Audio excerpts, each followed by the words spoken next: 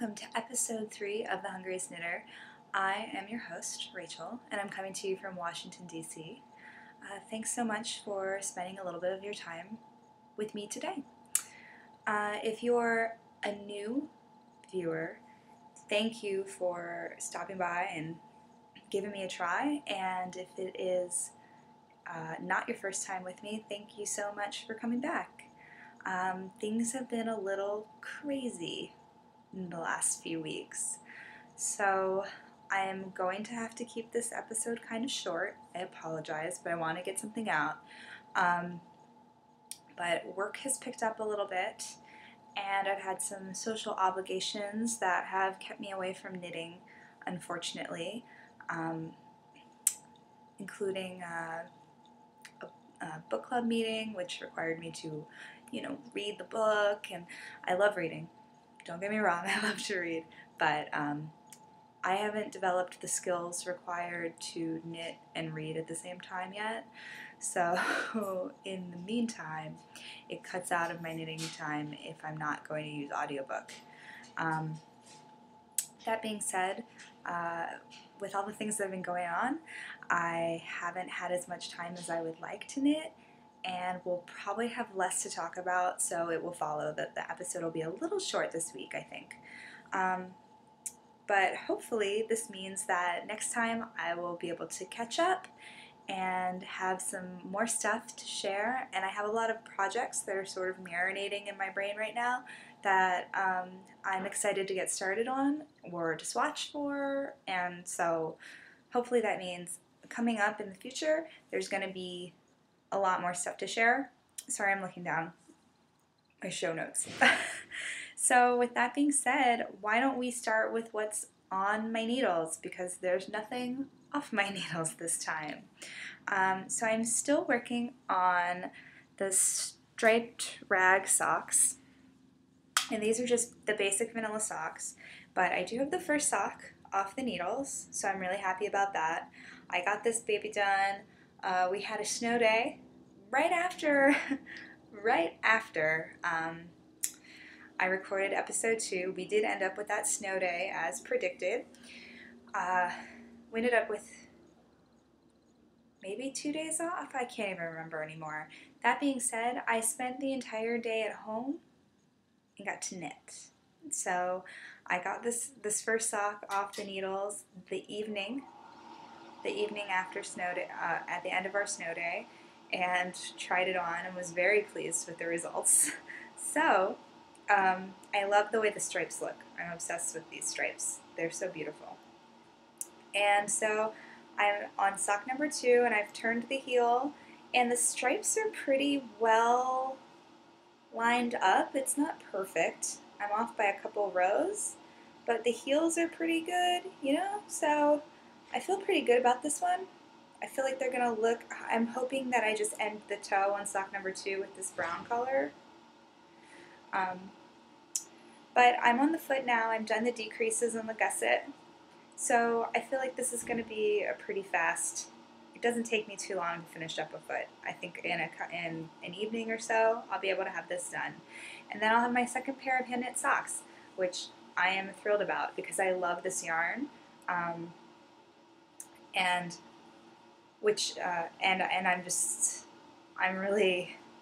I'm really excited to have these to wear, especially since the weather is still kind of chilly. I think it'll be great to have a really nice long pair of socks.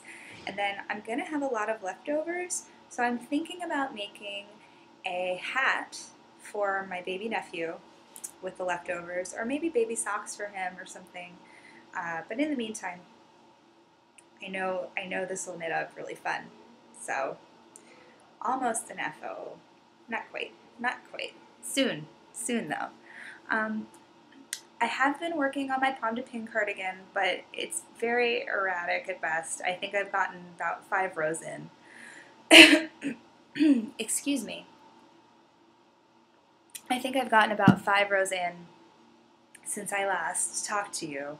So I'm not going to show it until there's some substantial progress that's been made, but I am enjoying it. I haven't had any hang-ups with the pattern yet, and that's the Pomme de Pin cardigan by Amy Christophers, and I still love, love, love, love that sweater. But I am finding it's almost a little slow knitting on my bamboo needles, so I might switch to a nickel plated or something that's a little, or like an Addi Turbo or something that's a little faster, just because the yarn is kind of sticky. But otherwise it's going well. And the only other project that I'm really working on with any regularity at the moment is a new one. Oh, and please look at my beautiful, beautiful project bag from Molly from a Homespun House that I bought from her, that arrived just after I filmed episode 2. Thank you so much, Molly, for making such an awesome bag and for being so sweet and mentioning me on your last episode. So hi to all of you who are here because you heard about me on a Homespun House. You're so welcome here, so thank you, and thank you again, Molly, for saying such sweet things about me. I am knitting the Mitsutama shawl, and that is designed by Hungriest. I butchered her name last time, so I'm going to call her by her Ravelry name, which is Olga Jazzy. And this is a triangular shawl that is covered in a lace pattern, and it looks like polka dots. So it's really cool, and here is where I am, just at the beginning. I'm going to try and stretch it out a bit so you can see the lace. And I love everything about this pattern right now. First of all, I'm knitting it in Madeline Tosh in the 80-10-10 MCN, so that's 80% merino, 10% cashmere, 10% nylon sock base, or not sock, yarn base in the sport weight. And this colorway is called Holy Festival, H-O-L-I. And it's a cream colored base. I love this color. It's a cream colored base that has speckles of hot pink and orange and green and yellows and purples. I mean, just every color speckled all over this, but primarily pink. And it's so cheerful, and the yarn is so soft and really, really a joy to knit with. Just to give you another look, it's so, oh, going the wrong way. It's so gorgeous that I can't get over it. I actually have it skeined up too. I haven't undone the second skein yet. So that's how it looks. I bought this directly from Madeline Tosh, and they actually dye this to order when it's available. It does sell out pretty quickly. So I was stalking the website for a while in order to get this one. I love this yarn, and I've worked with Madeline Tosh before, but it's been it's been a while since I've worked with it, and now I'm stalking them for 2 other colorways. They have them both at the moment, but I also need to make sure I can afford it because 80-10-10 is a little more expensive, but it's so nice to work with. When I started knitting with it, I was just like, oh my gosh, like it feels so incredible. So this pattern calls for fingering weight, and I've gone up to sport, so I've upped the needle size. So right now I'm knitting this on US 7s or 4.5 millimeter needles, and then I'll do the border. I'll go down a needle size for the edging, which is a garter stitch edge. But I love that the pattern was written so that you could either do it top down or bottom up, so start from the long point and go down to the point. So if you know you have the right yardage and you want to make it exactly the size that is called for in the pattern, and you like your rows to get shorter, so it kind of feels like it starts flying at the end, you have that option. I'm going the opposite direction because I'm working with a different yarn, and I want to make sure that I don't run out, but I use I use up the 2 skeins. So I think that'll be the best way for me to go about it. But I'm adoring this. I'm 5 or 6 repeats in right now. So this is the bottom point. I'll give you another close up.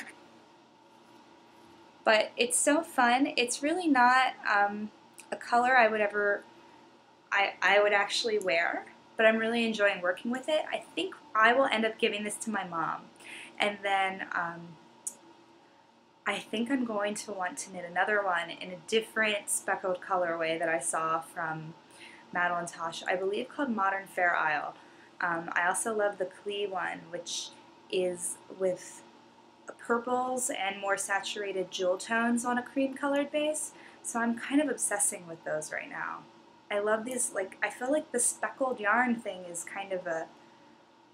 it's kind of in right now. I've been seeing it everywhere. So I'm glad that I got to get my hands on some, and I mean, it's Madeline Tosh. You cannot complain about using Madeline Tosh. So with those projects, that's actually pretty much everything I'm actively working on at the moment. I know. But I do have some things kind of marinating in my brain, including my next pair of socks. And so I wanted to show you the yarn because I love it so much. And I think the next pair of socks I'll knit are for my mom again. My mom loves my knitting, so I enjoy making things for her. And I'm going to use another Neighborhood Fiber Company Studio Sock yarn that I bought quite a while ago. And my really dark, dreadful apartment is not giving you great color on this, but this skein is full of really saturated purples, almost black I think in here, some black in here, and then goes up to these like really rich cerulean and aquamarine and teal blues, and these are totally my mom's colors, for sure. This colorway is called the Cleveland Park colorway, and I'm so in love with my first pair of socks that I knit out of this base. They just get softer and softer every time I wash them, and I've already washed them a couple times. So I know these are going to make fantastic socks for my mom. And I think what I'll do is I want to use the Fish Lips Kiss heel for this next pair of socks that I make for my mom. And I was so sweetly gifted that pattern by Yarnderwoman on Ravelry and Instagram. So thank you so much. That was such a sweet surprise. And yeah, I am really excited to try that pattern because I love the heel flap, I love the sturdiness, and I love the fit of the heel flap, but I do admit that I get a little hung up. It starts to feel a little slow, so I'm hoping that maybe that'll speed up my process, maybe. That being said, I love this colorway, and again, it's called Cleveland Park, and I think that can lead me into the next segment on the town, as I've spent a good bit of time in the Cleveland Park neighborhood of DC in the last couple weeks. So I thought I'd tell you a little bit about that neighborhood and what I've been doing. So I live in the northwest quadrant of the District of Columbia, and just about a little under 2 miles away from me is a neighborhood called Cleveland Park. And it's a pretty residential neighborhood. It feels very suburban in a lot of ways, much like where I live. But it has a nice little kind of town center. And so recently my boyfriend and I went to the Uptown Theater, which is a historic single-screen movie theater. And it was built, it opened in 1936, which is really cool. It has a beautiful sort of deco look on the outside with a huge neon sign that says the Uptown on it and a big marquee. We went and saw Monuments Men, which was a very sweet, pleasant, fun Sunday matinee movie to go see. It's not a game changer of a movie, but, excuse me, but it's a good time. I love all the actors in that movie. I'm a huge Bill Murray fan, and so it's a fun, kind of pleasant, even though it's about the Nazis, kind of a pleasant movie. It goes into some dark places, of course, because it's about war, but it's about a group of men who went to save art and monuments and cultural pieces. So that's totally up my alley. I studied art history in undergraduate, so we had a great time. But the Uptown Theater has such a really interesting history. It hosted the world premiere of 2001: A Space Odyssey, the Stanley Kubrick film, and I believe that after it screened there, Kubrick decided to cut something like 20 minutes out of the movie. And it also hosted the world premiere of one of my favorite movies ever, Jurassic Park. So, another thing that we've been doing in Cleveland Park recently is we went to a restaurant called Dino, and Dino is sadly closing in Cleveland Park and moving to Shaw, another neighborhood in DC, which is a little bit further away from me. Dino is one of our favorite restaurants, and they have sort of like a rustic Italian thing going on, but it's a really friendly neighborhood kind of joint, which I love, and with incredible food. So we went just a few days ago, and they closed. We went about 4 days ago, and they closed 2 days ago. So we're really glad we could get a reservation. We had that as our sort of post-Valentine dinner. So when we were there, we had an incredible pate plate, so all the meats. And I had scallops in an orange Aperol sauce, which were fantastic. And I had a Negroni, which is my favorite cocktail. It seems that a lot of the knitters and podcasters, maybe because there are a good handful of knitting podcasters who are British, but either way, there seem to be a lot of us who love our gin. And gin is certainly my favorite spirit. And a Negroni is 1 part gin, 1 part Campari, and 1 part sweet vermouth, I believe. And it's a sort of bitter orange, slightly floral beverage that is my favorite cocktail. It also packs a punch, so you only need 1. I may have had more than 1, but they're really good. And so that was a nice little evening. We don't often go out to like a kind of nice dinner. We do that only for special occasions. But it was nice to get out and do that, especially to go see one of our favorites one last time before they closed. So that was a lot of fun. With that, I think we'll move on from on the town to what's on my stovetop. Hilariously enough, right now something is on my stovetop. I'm trying out a new recipe. It's from Food 52, which is a fantastic cooking website and recipe repository. So I would highly recommend you check it out if you enjoy cooking, especially if you enjoy cooking from whole ingredients. So Food 52, and the recipe I'm cooking right now is a broccoli parmesan lemon soup, which I think, let's just call it a riff on broccoli and cheese soup, broccoli cheddar soup. Maybe slightly more elegant take on it. It's only a couple ingredients and something. It's back to frigid temps again here, and we've had a little bit of snow again. We had a weekend of beautiful temperatures. It was like 60 degrees Fahrenheit outside. I didn't have to wear a coat. And now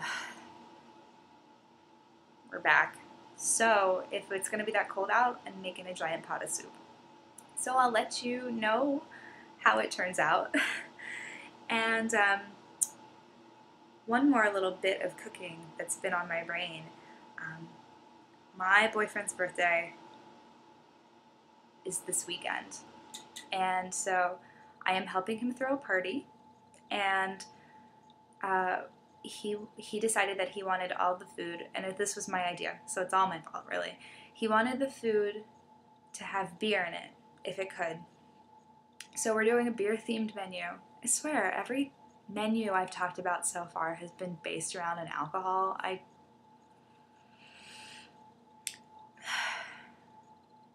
So we're doing a beer-themed menu, and so I'm going to make him a chocolate stout cake. The recipe is from Smitten Kitchen, and I'll link to that and everything else I've talked about today on the show notes. Smitten Kitchen is an incredible cooking blog, especially for baking.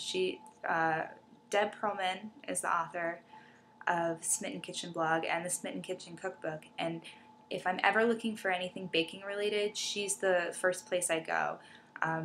Her blondies recipe is sort of my go-to because it's like so easily memorizable and infinitely adaptable.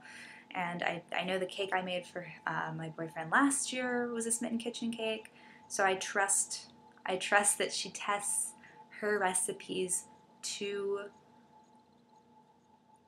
the hills and back. She is the most thorough recipe adapter I've seen and writer I've seen. So we're gonna do a chocolate stout cake. I'm going to increase the size of the recipe a bit and do it in a sheet pan, and then we're gonna do a whiskey buttercream on top. My boyfriend is Irish by origin and loves whiskey and scotch, is a connoisseur of scotch and whiskeys. So I will ask him to provide the whiskey, and we will put a little bit in the buttercream on top to make it an Irish cake. And then I found a couple recipes that include beer. So we're going to do like just appetizers, but there'll be some beer brats, of course, and like, you know, a cheese plate, and there are certainly some beer cheeses that we can see if we want to find. But I also found a recipe for candied beer bacon. Hello, it's just brown sugar, and I want to say an amber ale, but it could be an IPA. That you turn into a glaze and you brush it over the bacon as it bakes in the oven. And if you've never had candied bacon before and you are a fan of bacon, get thee to an oven. It's incredible. Also found a recipe for beer hummus, which looks like a fairly standard hummus recipe, but includes an IPA, like a cup of, or not even, maybe half a cup of IPA into it. So why not? I think it'll add a little bit of flavor. Sure, I'll try it.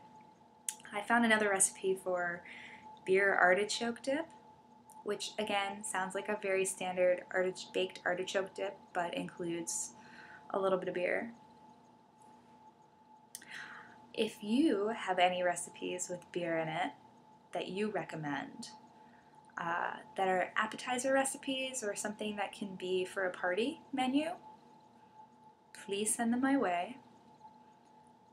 I will be forever indebted to you as I try to plan the menu for this party.